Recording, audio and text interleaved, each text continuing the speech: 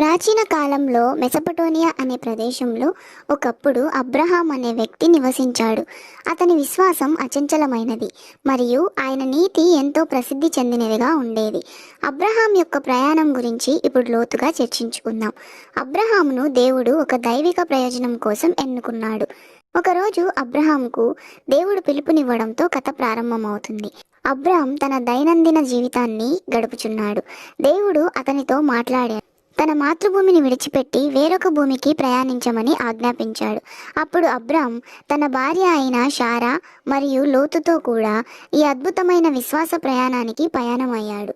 ఎంతో విధేయతతో ఈ ప్రయాణం మొదలుపెట్టాడు.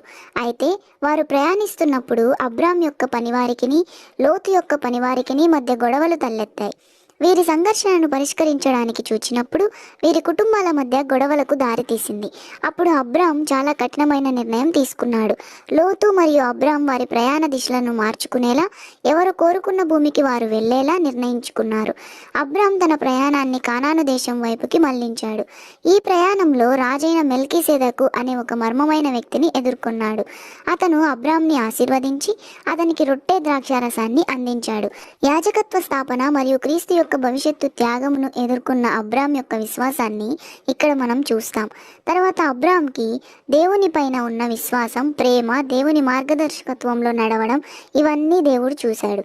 అందుకు దేవుడు అబ్రహామును సమృద్ధిగా ఆశీర్వదించి అతని సంతతిని కూడా ఆశీర్వదిస్తానని వాగ్దానం చేశాడు. అబ్రాం యొక్క పేరును అబ్రహాముగా మార్చాడు. అబ్రహాము అనగా అనేక జనములకు తండ్రి అని అర్థం. సంవత్సరంలో గడిచే కొద్దీ శారా వృద్ధాప్యంలో గర్భం ధరించి ఒక కుమారుని జన్మనిచ్చింది. అతని పేరు ఇస్సాకు. పిల్లలు లేనప్పుడు హాగరు అనే శారా యొక్క దాసీతో అబ్రహాముకి ఇష్మాయేలు అనే కుమారుడు కలిగాడు.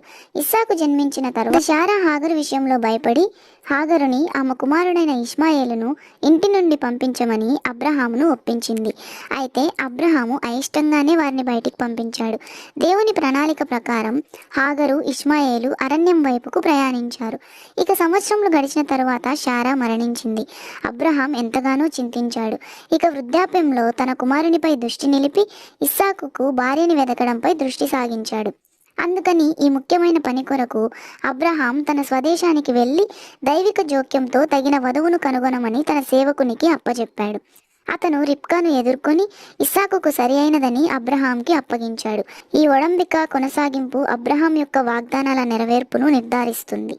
అబ్రహాం యొక్క కథ ముగింపులో మనం ఏం తెలుసుకుంటామంటే, అబ్రహాంకు దేవునిపై ఉన్న అచంచలమైన నమ్మకం, విధేయత, విశ్వాసం మరియు దేవుని యందు భయభక్తులు కలిగి ఉండడం వలన జనములకు తండ్రి అయ్యాడు.